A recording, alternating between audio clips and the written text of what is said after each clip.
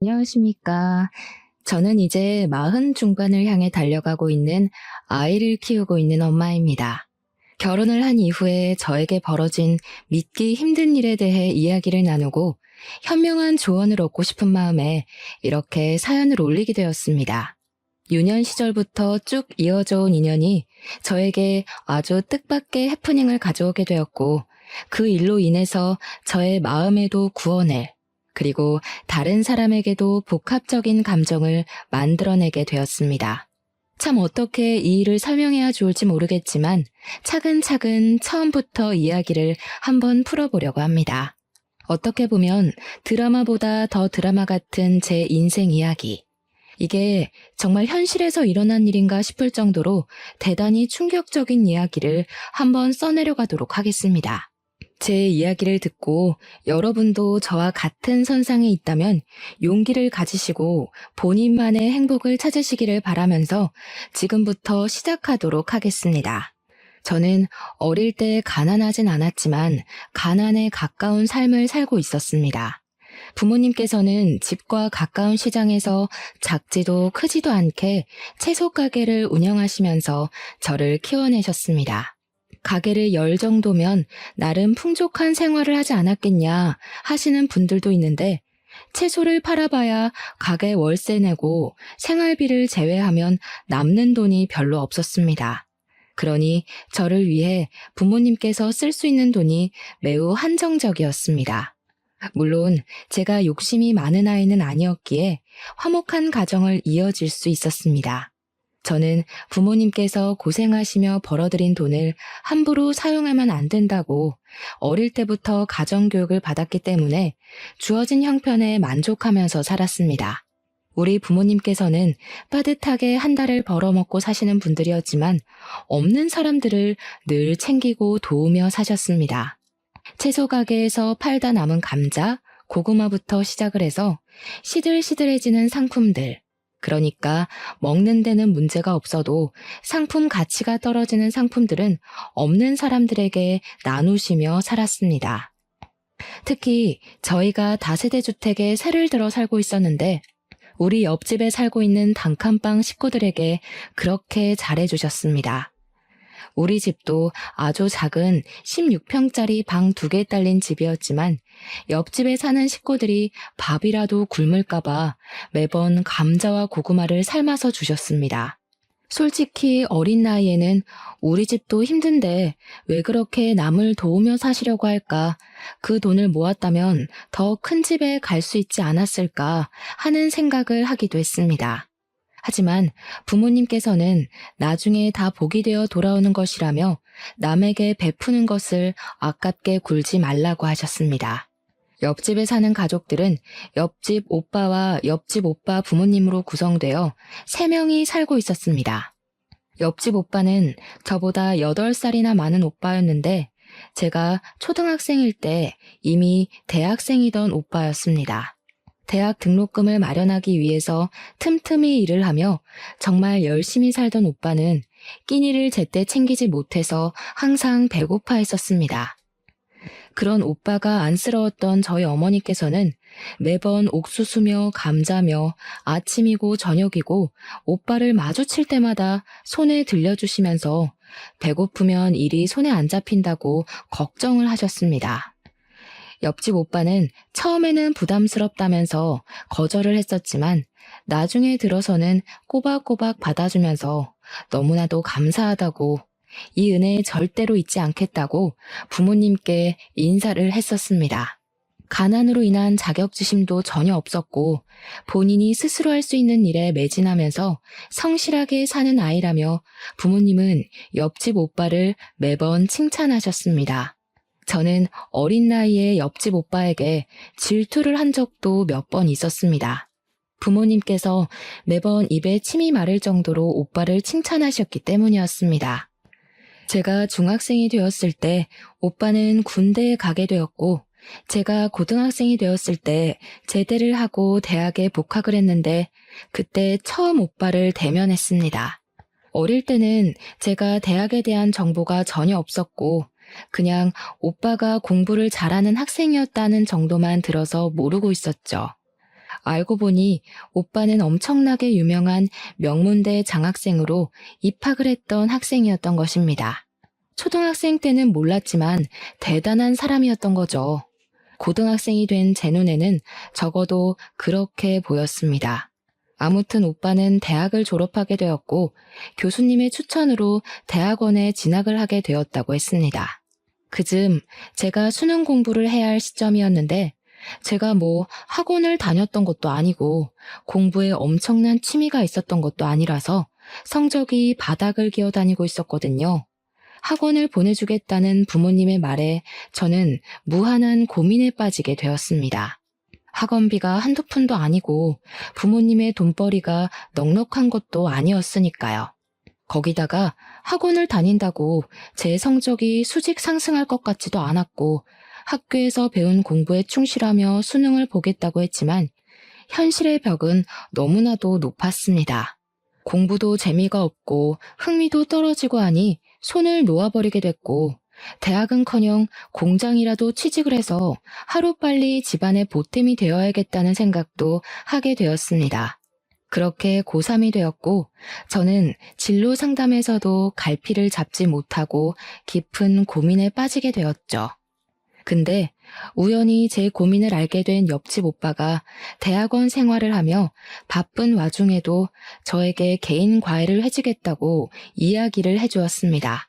그동안 얻어먹은 것들이 한두 개가 아닌데 이렇게라도 보답을 하고 싶다면서 저희 부모님을 설득하기 시작했습니다. 오빠는 과외비는 필요 없다고 했고 지금처럼 배가 고플 때 옥수수도 쪄주시고 고구마도 구워주시면 그걸로 충분하다고 했습니다. 저희 부모님은 그런 오빠에게 미안해하면서도 저에게 공부를 시킬 수 있다고 하니 좋다고 하시며 과외 약속을 잡으셨습니다. 솔직히 저는 공부하기가 싫어서 부모님의 그런 결정이 못내 아쉽긴 했지만 이왕 시작한 거 열심히 한번 해보겠다고 마음가짐을 바로 잡았습니다. 그때부터 옆집 오빠에게 수학, 영어, 국어 과외를 받기 시작했는데 오빠가 정말 가르치는데 소질이 있는지 쑥쑥 문제를 짚어서 알기 쉽게 풀어서 알려주더라고요. 몰랐던 학습의 세계가 열리고 흥미가 막 붙기 시작했지만 제가 그동안 쌓아온 기초가 너무 없어서 그런지 성적이 티가 나게 오르진 않았습니다. 오빠는 많이 풀어보고 틀려봐야 실력이 느는 것이라며 저에게 숙제를 매번 내주었고 저는 학교에서 틈틈이 숙제를 풀어나갔습니다. 그때 저희 반에서 공부를 꽤 잘하던 은지라는 친구가 있었는데 저를 보고 막 비웃더라고요. 와, 네가 공부하는 거 태어나서 처음 보는 것 같다, 야. 너 대학 가려고? 진심이야? 네 성적에? 너 공부 못하잖아. 괜히 돈 버리는 거 아니야? 저는 매번 제자리에 와서 이상하게 시비를 거는 은지를 싫어했습니다. 한두 번도 아니고 제가 쉬는 시간에 문제집을 풀고 있으면 언제 왔는지도 모르게 숨죽여 다가와서는 제가 공부하는 걸 비웃고 갔습니다. 은지는 우리 반 반장이기도 했는데 유독 저에게만 못되게 굴었어요. 제가 풀고 있는 문제집을 가져가 훑어보면서 이거 다 중학생 때 배운 거 아니냐고 깔깔거리면서 웃었습니다. 고등학교 3학년씩이나 돼서 중학생들이 푸는 문제집을 풀고 있다며 반 아이들 모두에게 저를 조롱거리로 만들곤 했었습니다. 하루는 너무 티가 나게 저만 괴롭히는 것 같아서 나한테 왜 그러냐고 버럭 성질을 부렸는데 그걸 모르는 게 문제라며 말도 안 되는 소리를 하고 가더라고요. 그냥 제가 만만해서 괴롭히는 것 같다고 은지랑 어울려 지내는 친구들이 하는 말을 듣고는 자존심도 많이 상했습니다. 수능을 치를 때가 다가오자 이상한 긴장감으로 배가 자주 아프기도 했고 식은땀이 뻘뻘 나기도 했습니다. 그래도 1년 가까이 옆집 오빠랑 공부를 하면서 모의고사 성적도 꽤 많이 올랐기 때문에 수능날 탈만 나지 않으면 성적은 어느 정도 나올 것 같았습니다. 물론 특출나게 오른 건 아니라서 그래봐야 간당간당한 수준이긴 했습니다. 소위 말하는 인서울은 힘들 것 같았고 수도권이나 지방으로 가야 할 수준이었습니다. 그렇게 수능날이 되었고 저는 무탈하게 수능을 치렀고 학교에 옹기종기 모여서 가채점을 하기 시작했습니다. 예상했던 것보다 성적이 잘 나왔지만 아무리 생각해도 서울에 있는 4년제 대학은 가지 못할 것 같아서 조금 서글퍼졌습니다. 이럴 줄 알았으면 미리 공부를 할 걸 그랬다 하는 생각도 했고요. 명문대에 다니는 옆집 오빠가 열심히 알려줬는데 성적이 높지 못해 미안한 마음도 들었습니다. 은지는 제 옆에서 일부러 들으라는 듯이 전체 1등급이 나왔다면서 자기는 서울 명문대에 합격할 것이라고 자랑을 했습니다. 수능이 끝났으니 이제 자유라는 생각이 들어서 신나게 노느라 바빴던 어느 날 어머니께서 저에게 빨리 집으로 들어오라는 연락이 왔습니다. 잘 놀고 있는데 부른다며 투덜대며 집으로 들어갔는데 집안 공기가 이상하더라고요. 어머니께서는 저에게 까만 옷을 던져주셨습니다. 빨리 갈아입으라고 처연하게 이야기를 하시는데 느낌이 쎄해서 옷을 갈아입고 어머니를 따라 나섰습니다. 그런데 저를 끌고 장례식장으로 가길래 저는 덜컥 심장이 내려앉는 기분이 들었습니다. 저희 아버지에게 무슨 일이 생긴 건가 했는데 장례식장에 옆집 오빠 혼자서 자리를 지키며 울고 있는 게 아니겠습니까? 영정사진을 보니 옆집 오빠의 부모님의 얼굴이 있더라고요. 사고가 나서 두 분이 한날 한시에 돌아가시게 되었다는 소리를 듣고 얼마나 깜짝 놀랐는지 모릅니다. 저희 부모님께서는 3일 내내 채소 가게도 닫으시고 장례식장을 지키셨고 저도 장지까지 따라가 고인의 명복을 빌었습니다. 옆집 오빠는 엉엉 소리를 내며 울면서도 저희 가족에게 고마워했습니다. 그렇게 며칠을 빠짐없이 옆집 오빠를 챙기고 상심이 클까 챙겼었는데 장례를 치른 지 3개월이 되지 않아서 옆집 오빠가 저희 집을 찾아왔습니다. 대학원 교환학생 프로그램에 선정이 되어서 아주 좋은 기회를 얻게 되었다고 학교에서 보내주는 유학길에 오르게 되었다고 했습니다. 저희 가족은 진심으로 축하를 해주었고 오빠는 살던 집과 살림살이 모두 처분하고 미련 없이 유학길에 오르게 되었습니다. 한동안은 연락이 닿았지만 그것도 오래가지 못했고 옆집 오빠와의 인연은 그렇게 끊어지게 되었습니다. 저는 지방에 있는 대학으로 입학을 하게 되었고 저희 부모님은 여전히 그 자리에서 채소 가게를 운영하며 사셨습니다. 대충 성적에 맞춰서 대학과 학부를 골랐던 터라 대학 생활의 재미도 느끼지 못하고 시간만 때우고 있었던 어느 날이었습니다.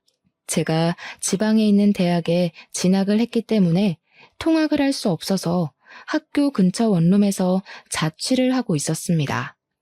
자취집에 자주 놀러오는 동아리 친구 한 명이 도예과를 다니고 있었는데 과방에 한번 놀러오라고 해서 할 일도 없고 심심해서 과방을 찾아갔습니다. 도예과 친구들이 물레를 가지고 흙으로 도자기를 빚으며 과제에 제출할 작품들을 만지고 있는데 이상하게 재미가 있어 보이더라고요. 친구가 곧 시험과 재제출을 해야 해서 도자기를 만들어야 한다고 물레를 밟으며 저와 이야기를 하는데 이야기에 집중이 되지 않고 자꾸 물레가 눈에 밟히는 겁니다. 그래서 친구에게 나도 한 번만 해보면 안 되냐고 너무 재미있어 보인다고 물어보니까 친구가 막 웃더라고요. 이게 강약 조절이 엄청나게 필요한 작업이라면서 분명 모양이 휘고 이상해져서 마음처럼 안 될 거라고 한번 해보라고 했습니다. 친구가 밟았던 느낌을 최대한 살려보면서 손으로 이리저리 모양을 매만지는데 그럴듯하게 나오더라고요. 그래서 와, 너무 재미있다 하는데 친구가 저를 멍청한 얼굴로 보고 있더라고요. 야, 이거 한 번에 이렇게 하는 사람 처음 봐. 너 이쪽에 소질 있는 거 아니냐? 내가 원래 잡기에 능하긴 하는데 손재주도 있는 편이라고 하더라. 나도 한번 해볼까? 어떤 거 같아?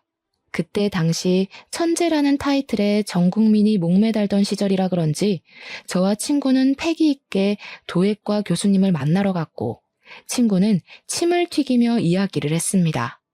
20살의 패기였을까요?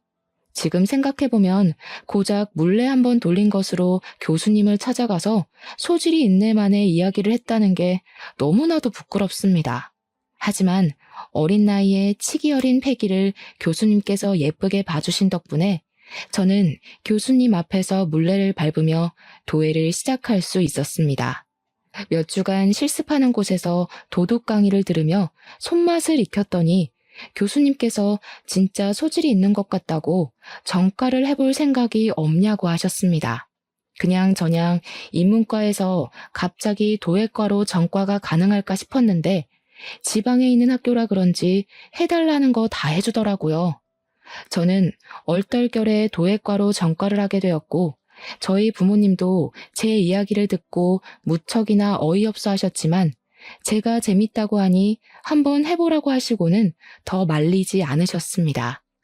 저는 충동적인 결정임에도 불구하고 4년을 도예과에 다니면서 실력이 쑥쑥 늘기 시작했고 원래 도예과 특성상 취업이 힘든 편임에도 불구하고 교수님의 추천서를 받아냈습니다. 그 추천서 한 장의 위력이 어마어마하더라고요.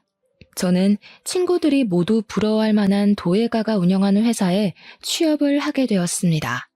정말 도자기를 빚는 일을 주력으로 하고 아이들이 체험을 하러 오기도 하는 커다란 화로가 있는 회사였습니다. 회사가 이천에 있었기 때문에 부모님께서는 채소 가게를 접으시고 아예 이천에 있는 작은 마을로 이사를 하시게 되었습니다. 마을 자체도 작고 조용했고 적당한 생필품을 동네 슈퍼에서 파는 그런 동네였는데 온 가족이 이주를 하게 되면서 제가 벌어오는 돈으로 생활을 하기 시작했습니다. 사실 그 돈으로 세 가족이 살기에는 조금 빠듯하긴 했습니다. 그런데 정말 하늘이 도우신 건지 우리 부모님이 나눠 살던 복이었는지 그 마을 바로 옆에 큰 도로가 생기고 대기업 회사가 들어오게 되면서 농사나 지을까 하고 서울에 있던 모든 걸 정리한 돈으로 산 땅값이 어마어마하게 올랐습니다. 정말 20배 가까이 땅값이 오르는 덕분에 저희는 바로 그 땅과 집을 팔고는 회사와 조금 더 가까운 위치에 시내의 아파트를 구매하게 되었습니다. 갑자기 큰 돈이 생기니 어안이 벙벙했지만 허투루 쓰지 않고 우리 세 가족이 평생 아끼며 살자고 손가락 걸고 약속을 했습니다. 부모님께서는 남을 도우며 살아서 얻게 된 복이라고 참으로 좋아하셨습니다. 도예 회사에 다니면서 남들보다 더 땀을 뻘뻘 흘려가며 일을 했는데 사실 도예가로서의 삶이 참 힘듭니다. 월급도 적은 편이고요. 제가 이천에서 계속 일을 하면서 잘하는 건 흙을 빚는 일뿐이라 대기업 같은 데에 입사를 해서 화장품 케이스를 만들고 하는 일이 더 낫지 않나 하는 생각이 들더라고요. 정통 도예 일만 해서는 먹고 살기가 빠듯하다고 느껴졌기 때문이었습니다. 거기다가 대기업이 줄줄이 이천에 공장을 지으면서 저희 도예 회사 옆에도 대기업 반도체 회사가 들어오게 됐는데 사원증을 걸고 있는 회사원들 보니까 멋있더라고요. 저는 매일 흙을 묻히고 다녔는데 그분들은 대기업 로고가 떡하니 박힌 작업복을 입고 거리를 돌아다녔으니까요. 하루는 제가 회사 근처 카페에서 커피를 마시고 있었는데 어떤 남자가 저에게 오더니 아주 수줍게 휴대폰 번호를 알려줄 수 있냐고 물어보더라고요. 저는 살면서 제 번호를 물어본 남자가 그분이 처음이었기 때문에 의심부터 했습니다. 저 도 안 믿어요. 사이비도 안 믿고요. 대출도 안 할 거고 장기도 안 팔 건데요. 근데 제 말이 엄청나게 웃겼는지 처음에는 무슨 소리인가 하고 저를 보다가 빵 터져서 배를 잡고 웃더라고요. 앞에서 그렇게 웃어대니까 제가 너무 오버를 했나 싶어서 얼굴이 달아올라 커피를 벌컥벌컥 마셨습니다.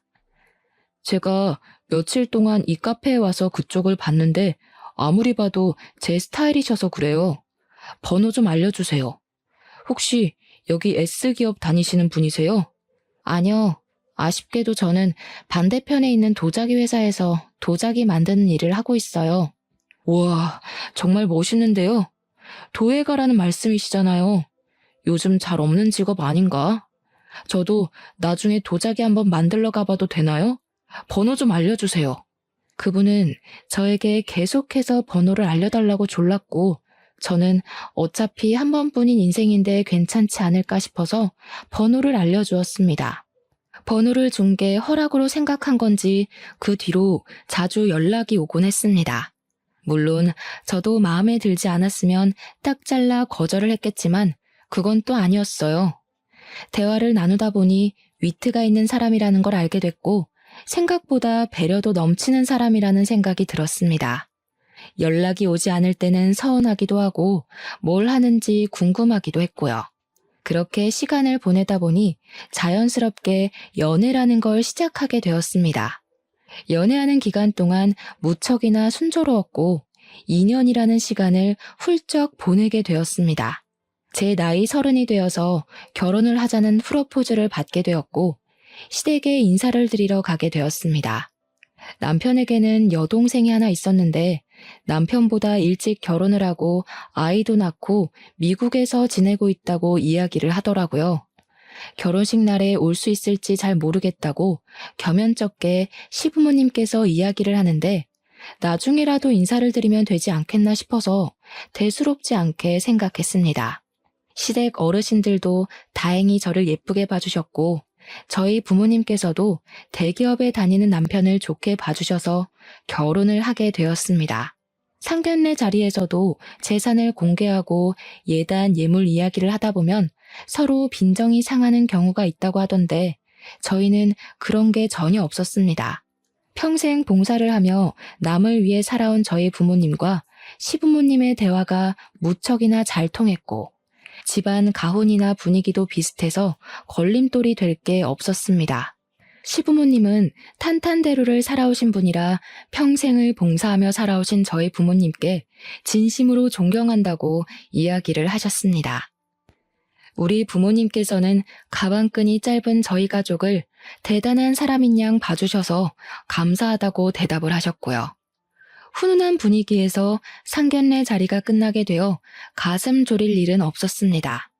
무엇보다 남편이 명문대를 졸업하고 대기업을 다니고 있었기에 제가 부족해 보일지도 모른다고 생각했는데 시부모님은 그런 걸 전혀 생각하지 않는 분이셨습니다. 훈훈한 자리 끝에 결혼식 날짜가 다가오게 되었고 참석이 불투명하다고 했던 신우도 결혼식 당일에 드디어 만날 수 있었습니다. 신부 대기실에 찾아와서 저에게 인사를 하는데 신우와 저 둘 다 얼굴이 굳어지고 말았습니다.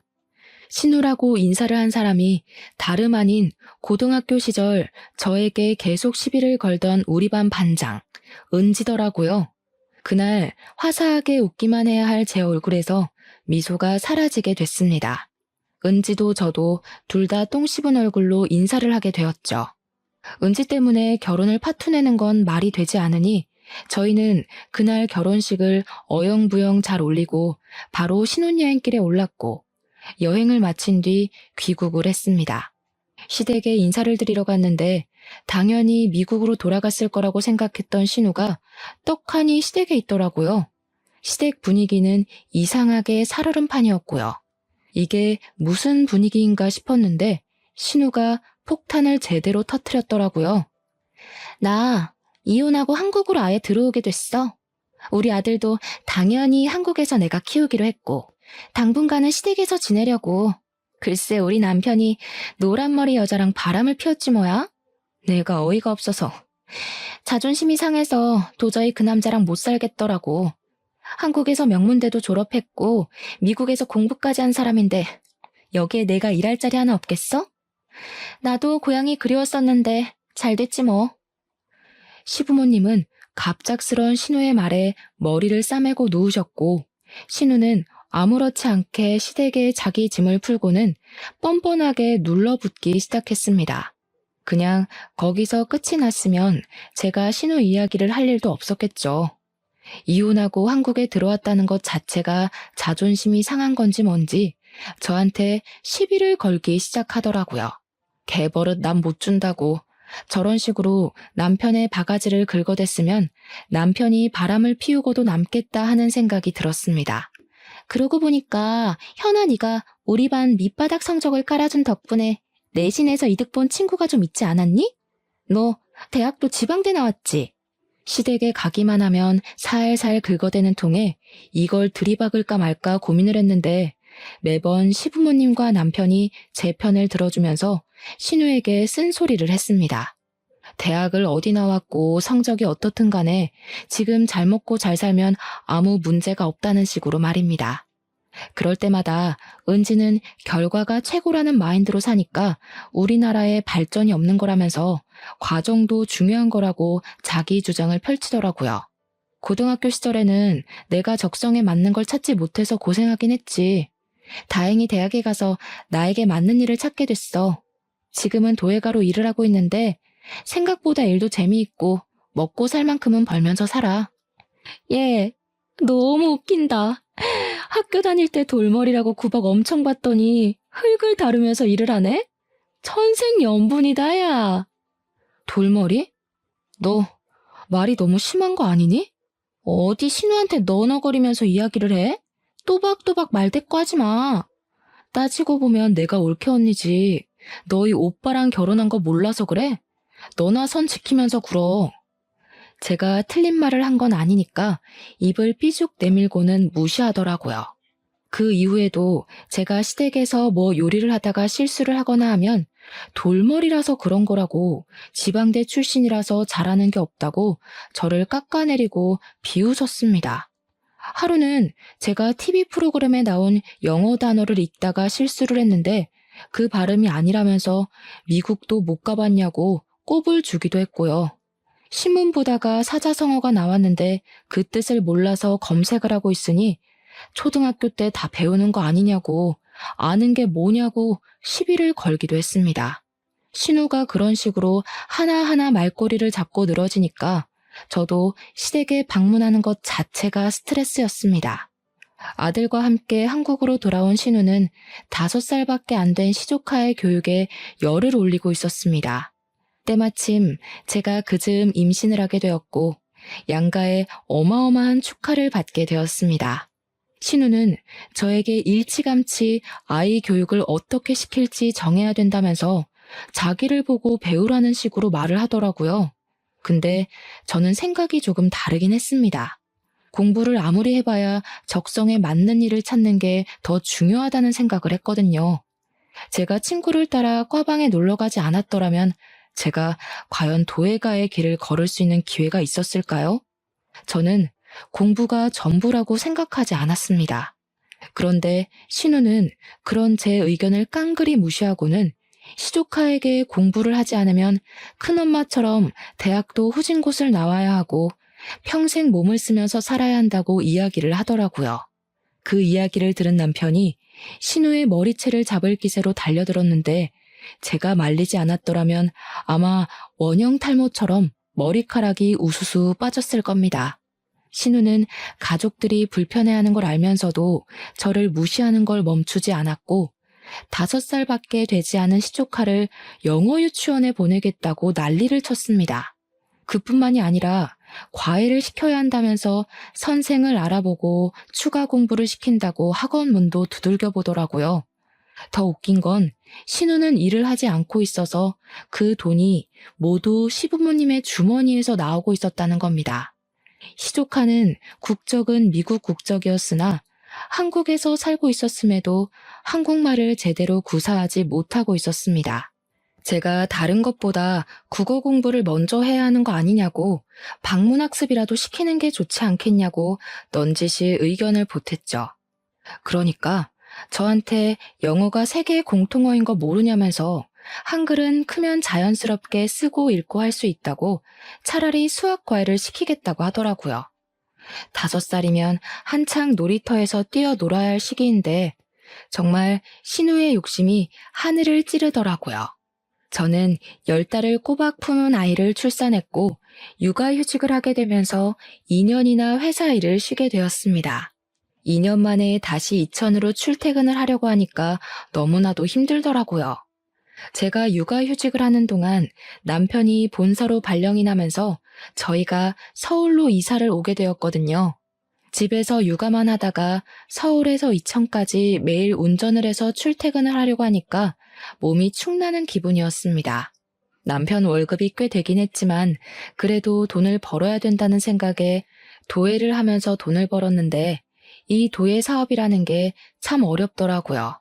저는 결국 도예가 선생님의 곁을 떠나 서울에서 공방을 열어보기로 결심을 했고 부모님께서 조금의 도움을 주시겠다고 하셨습니다.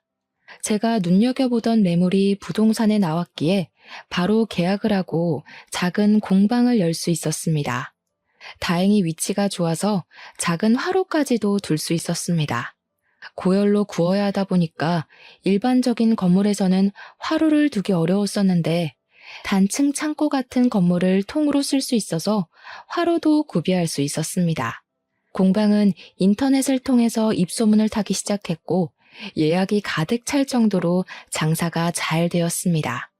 아무래도 서울 한복판에서 그런 체험을 할 수 있는 곳이 없다 보니까 희소성에 대한 가치를 인정받은 셈이죠. 그때 저희 아이는 어린이집을 보내고 있었는데 신우가 또 저에게 시비를 걸더라고요. 어린이집에서 배우는 게 뭐가 있다고 거기를 보내? 적어도 영어 유치원 정도는 보내줘야지. 벌써부터 수준 차이가 나기 시작하잖아. 올케가 지방대를 나와서 그런가? 지방대 나온 친구들은 그냥 어린이집을 보내나 봐? 내 대학 친구들은 죄다 영어 유치원을 보내던데. 우리 조카 불쌍하네. 공부를 잘해야 하는데 엄마 닮았으면 티가 딱 나겠다. 공부하는 것보다 경험이 더 중요하다고 생각해서 굳이 어릴 때부터 스트레스 주고 싶지 않은 거야.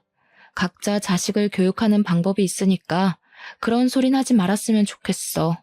더군다나 시조카와 우리 아이의 나이 차이가 5살이나 나다 보니까 당연히 배우는 속도나 쌓여있는 지식도 차이가 날 수밖에 없는데도 비교를 하더라고요. 우리 애는 이것도 하고 저것도 하고 그 나이 땐 이미 다 했던 건데 하면서요. 당연히 초등학생의 시조카와 아직 영유아인 우리 아이가 같은 수준이면 문제가 되지 않겠습니까? 지 잘난 맛에 제 말은 하나도 듣지 않고 씹으려 되는데 저도 나중에는 해탈이 되는 건지 전부 다 무시하게 되더라고요. 신우는 시조카가 16살이 되었을 때 대학 시간 강사 일을 하게 되어 나름 교수라며 어깨에 힘을 주고 다니기 시작했습니다. 그게 저희 나이 41살의 일인데 보통 그 나이에는 시간 강사를 잘 안 나가긴 하지만 신우가 공부했던 걸 밀고 나가면서 어렵게 따낸 자리였다고 하더라고요. 신우는 시간 강사로 나가고 있는 대학의 정교수가 되는 것이 목표라며 어떤 수를 써서라도 정교수 자리를 차지하겠다고 했습니다. 제가 열심히 하다 보면 기회가 오지 않겠냐고 했더니 가방끈이 짧아서 이해를 못하는 거라고 비웃더라고요. 저도 말이 곱게 나가진 않아서 어디 한번 열심히 애써보라고 대꾸해줬죠. 시간이 지날수록 공방에는 점점 손님도 줄어들게 됐고 일거리도 잘 들어오지 않게 되면서 공방을 유지하는 게 힘들어지기 시작했습니다. 아무래도 작은 공방이라 한계가 있는 거고 한번 방문했던 손님의 재방문이 잘 이루어지지 않았기 때문이었습니다. 물레를 여러 개 둘 수가 없어서 체험 공방은 대체로 만들어진 틀에 그림을 그려 구워나가는 식으로 이루어졌는데 가격도 비싼 편이고 하다 보니 한 번 체험으로 끝나는 거죠. 취미반 수업을 해도 인원을 많이 받을 수가 없고 기초를 배우고 나면 심화 과정까지 하려는 사람이 없어서 운영이 점점 힘들어졌습니다. 그래도 남편이 대기업을 다니고 있으니 배가 고를 일은 전혀 없었지만 제 일이 잘 안 풀리니까 스트레스를 받긴 하더라고요. 공방이 서울에 있다 보니 월세도 만만치 않았고 무엇보다 손님이 많아야 하는데 그러질 못하고 파리만 날리는 경우도 있으니 앓는 소리가 절로 나오더라고요. 제가 힘들어한다는 걸 알았는지 신우는 시조카에게 저의 험담을 하고 있더라고요. 큰엄마가 공부를 못해서 저런 일을 하는 거라고 돈도 못 벌고 힘들어하지 않냐면서 공부를 잘해야 뭘 해도 편하게 먹고 살 수 있는 거라고 말입니다. 본인이 공부의 끈을 놓지 않고 열심히 한 덕분에 나이를 먹어서도 안정적인 교수 일을 하고 있지 않냐고 하는데 웃기더라고요. 정교수도 아니고 시간 강사 일을 하고 있으면서 교수 타령을 하는 것이 자격지심처럼 느껴지고 나중에는 안쓰럽기까지 하더라고요. 애써 무시를 하며 지내고 있었는데 하루는 신우에게서 급하게 저에게 연락이 왔습니다. 학교에 제출을 해야 할 서류를 두고 갔는데 그 자료가 정직원 채용 원서에 꼭 필요한 것이라면서 저에게 가져다 달라고 하더라고요. 시부모님은 지방으로 골프 여행을 가신 터라 제일 움직이기 쉬운 저에게 부탁을 해왔습니다. 처음으로 신우가 저에게 고분고분하게 말을 하며 계속 부탁한다 빌빌 기길래 한번 도와주자 싶어서 서류를 찾아서 신우가 일하는 대학으로 찾아갔습니다. 자료를 받자마자 돌변하더니 이런 일에는 쓸모가 있어서 다행이라고 말을 하더라고요. 진짜 어이가 없어서 서류를 찢어버리고 싶었습니다. 이럴 때는 자존심 같은 거 세우지 말고 그냥 고맙다고 말해야 하는 거 아니야? 어머, 너 나한테 고맙다는 소리가 듣고 싶었던 거니? 자존심 세우기는 무슨... 내가 너한테 그런 거 세워서 뭐 한다고 그래. 네가 어디 대기업이라도 다녔으면 내가 너한테 이런 부탁 못 했겠지. 얼마나 다행이니? 네가 공부를 못해서 한가롭게 공방이나 운영하면서 사니까 이런 부탁도 들어주고 내가 이 은혜는 평생 잊진 않을게. 갚을지는 모르겠지만 고맙다 얘. 어쩜 이렇게 말을 재수없게 하는 재주가 있는지 모르겠다. 은혜 갚으라고도 안 하니까 걱정하지 마. 걱정은 무슨? 너 요즘 공방도 잘 안 된다며? 이래서 어릴 때부터 공부를 잘하는 게 중요한 거야. 결국 어떻게든 밥벌이 하려면 똑똑해야 한다니까. 우리 아들도 너랑 나를 보면서 제발 정신 차리고 공부 좀 했으면 좋겠다. 내가 그런 건 또 고마워. 너 덕분에 우리 아들에게 현실감을 알게 해줄 수 있어서. 제가 기가 막혀서 부들부들 떨고 있는데 뒤에서 누가 헛기침을 하더라고요. 신우와 저는 입씨름을 하느라 뒤에 누가 찾아온 것도 모르고 있었습니다. 신우를 향해서 준비 다 됐냐고 물어보는데 이상하게 낯이 익더라고요. 신우가 갑자기 쩔쩔매면서 언제 오셨냐고, 안 그래도 지금 서류 준비를 다 했다면서 학과장님 하면서 콧소리를 내는데 그분이 저를 빤히 보더니 놀란 눈을 하셨습니다. 너 혹시 효나니? 땡땡동 살던 채소가게. 자세히 보니까 저에게 공부를 가르쳐 주었던 우리 옆집 살던 오빠였습니다. 저는 너무 놀라서 오빠 맞냐고 반가움에 방방 뛰었더니 어떻게 여기서 다 보냐고 반갑다고 신우를 무시하고 저에게 달려와 제 손을 잡더라고요. 신우는 황당한 얼굴로 둘이 어떻게 하는 사이냐고 제 옆구리를 찔렀고 저는 옆집 살던 오빠라고 제 과외를 해주던 오빠라고 이야기를 했습니다. 그러고 보니 은지 네가 나한테 무슨 중학생이 풀 만한 문제집을 풀고 있냐고 했던 게 생각이 나네. 그거 오빠가 과외할 때 내준 숙제였는데. 오빠 덕분에 대학도 못 갈 것 같았던 내가 대학도 가고 거기서 적성도 찾아서 지금은 도예가로 일하고 있어요. 내가 학교 다닐 때 언제 그랬다고. 참나. 아무튼 인연이 닿으려고 하니까 이렇게 닿네요, 학과장님. 신기하죠? 근데 옆집 오빠는 이미 신우가 저에게 뾰족하게 날을 세우고 했던 말들을 모조리 들었던 것 같습니다. 표정을 굳히고는 풀지 않더니 신우가 내민 서류를 다시 신우 손에 들려주더라고요. 내가 추천서에 사인을 해주긴 좀 어려울 것 같네. 거기다가 내 가족이나 다름없는 사람에게 그런 말을 뱉는 걸 보니 인성도 별로인 것 같구먼. 그런 사람이 대학 강단에 서서 어떻게 아이들을 바른 길로 인도할 수 있겠나? 사회의 모범이 되어야 할 사람인데 말이야. 갑자기 이러시는 게 어디 있어요. 가족이나 다름없는 사람이라뇨. 얘랑 가족은 전데요? 그럼 저랑도 가족이잖아요. 우리가 언제부터 가족으로 묶인 사이였니? 항상 네가 날 무시하고 깎아내리기 바빴지. 오빠, 어떻게 지내셨길래 여기서 학과장을 하고 계신 거예요? 저희 부모님은 채소 가게 접으신 지 오래됐어요. 지금은 이천으로 이사를 가셨고요. 일이 술술 잘 풀리는 덕분에 지금은 노후를 즐기면서 보내고 계세요. 안 그래도 한국에 들어오고 나서 얼마나 찾았는지 몰라. 가게도 사라지고 집도 이사를 하고 여기서 이러지 말고 커피 한잔 하러 가지. 신우가 발을 동동 구르면서 따라오다가 옆집 오빠가 왜 따라오냐고 무슨 볼일이 더 남았냐고 차갑게 이야기를 하자 그 자리에 우뚝 서더라고요. 신우가 울상이 되어서 저를 바라보는데 얼마나 고소하던지 20년 묵은 체증이 확 내려가는 듯한 기분이 들었습니다. 옆집 오빠는 미국으로 유학을 가게 된 이후에 학교에서 내어준 장학금으로 미국의 유명 대학원을 졸업했다고 했습니다. 한국으로 돌아와 강사일부터 시작해서 지금은 학과장까지 오르게 되었다고, 옆집 오빠가 연구하는 분야에서는 영향력이 있는 사람이 되었다고 하더라고요.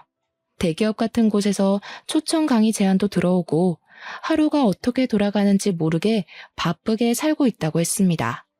나름 인터넷에 이름을 검색해도 나온다면서 너스레를 떠는데 저는 참 오빠를 단 한 번도 찾아볼 생각을 하지 못했네요.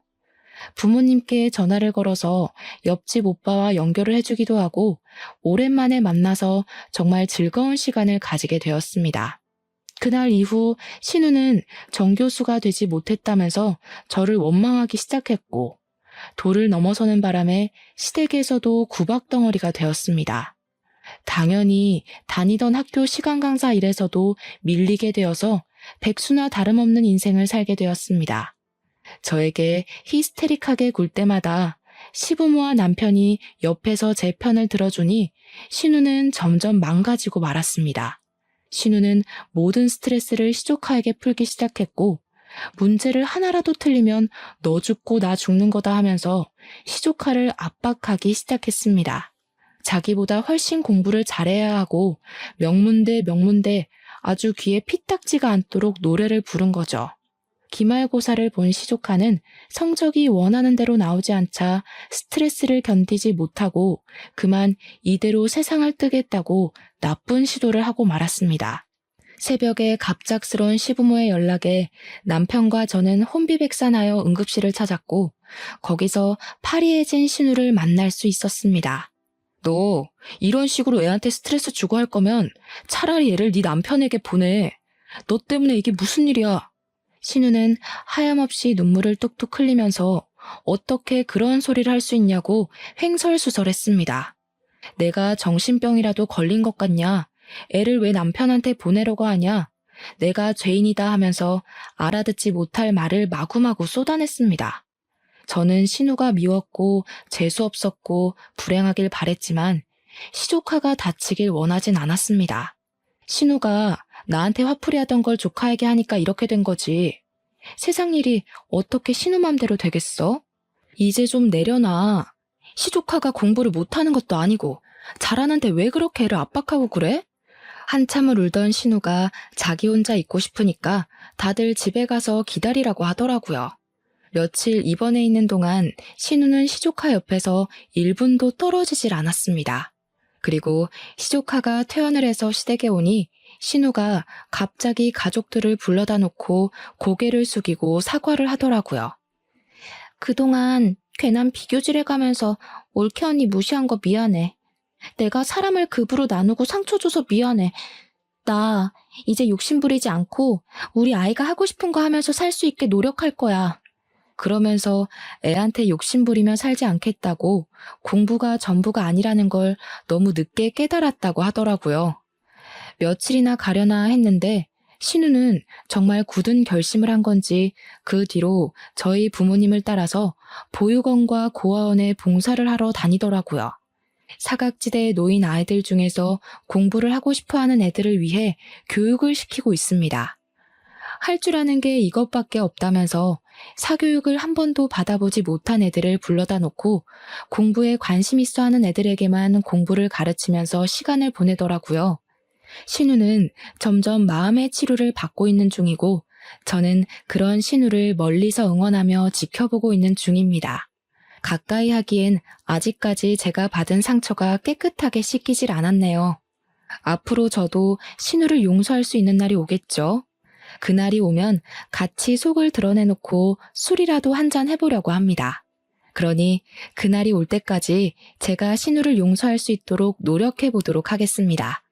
감사합니다.